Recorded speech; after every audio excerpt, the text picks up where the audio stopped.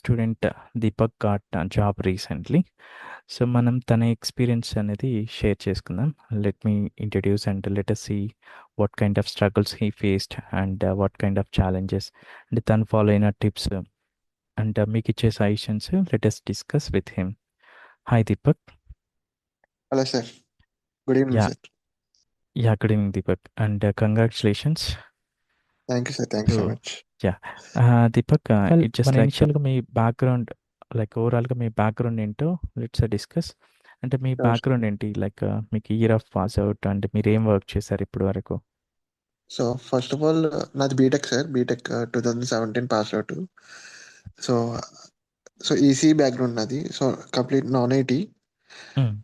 So BTech తర్వాత so అందరూ so as యూజువల్గా అందరూ బీటెక్ తర్వాత జాబ్ జాబ్ అని పరిగెడతారు కదా. సో నేను కూడా అలానే సో ఫ్రెండ్స్తో పాటే జాబ్ అని ఎత్తుక్కుంటే బీపీలో జాయిన్ అయ్యాను. సో అది కూడా సో బట్ అదే ఎంఎన్సీ కంపెనీయే, బట్ బీపీఓ. సో జాయిన్ అయ్యి అలా కస్టమర్ సపోర్ట్గా జాయిన్ అయ్యాను ఇనీషియల్గా. తర్వాత అందులోనే ఒక 3 years చేశాను. క్వాలిటీ అనలిస్ట్ వరకు వెళ్ళాను. సో బట్ ఎక్కడో గ్రోత్ అనిపించలేదు. సో నైట్ షిఫ్ట్స్ అని ఆ ప్యాకేజ్ కూడా చాలా తక్కువ. సో 2 LP అలా వచ్చేది.